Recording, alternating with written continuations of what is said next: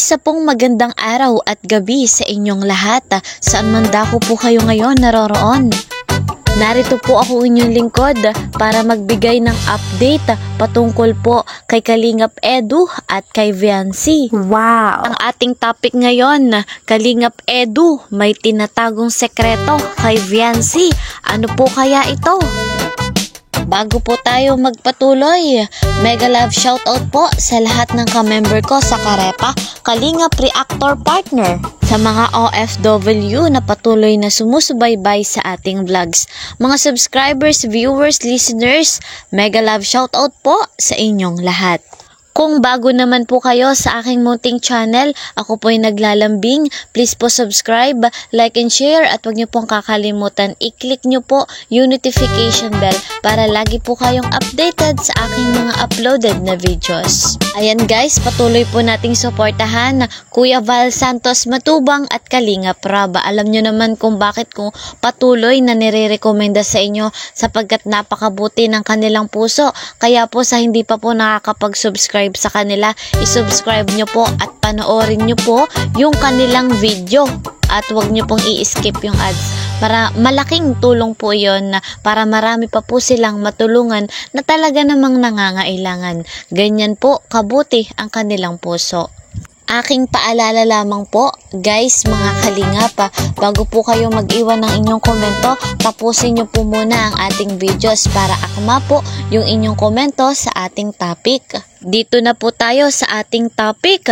Ano po kaya ito? Kalingap Edu may tinatagong sekreto kay Viancy.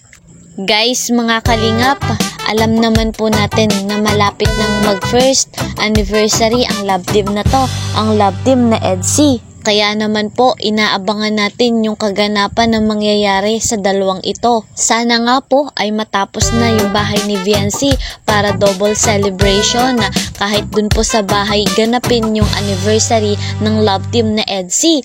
Ribbon cutting, kasabay po nung first anniversary, ayos po yun. Sapagkat si Viancy naman po ay hindi maarte at hindi po choosy. Okay na okay po kay Viancy kung doon po mismo sa kanilang bahay gaganapin yung kanilang first anniversary ni Papa Eds. Kahit po kay Papa Eds ay wala din pong problema sapagkat basta kasama lamang po si Viancy ay okay na okay po si Papa Eds. Kaya lamang ang tanong po, ano po kaya yung tinatagong sekreto ni Kalingap Edu dito po sa ating baby Viancy?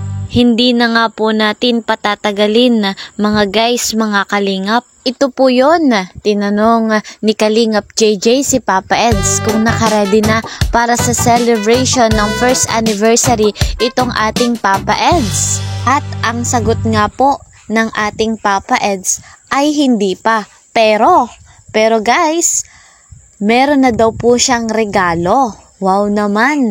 Yung regalo niya po ay secret pa lamang. Ayan, sekretong malupit at hindi pa po pinapaalam. Syempre, surprise po yon sa mismong first anniversary nila ni Viancy.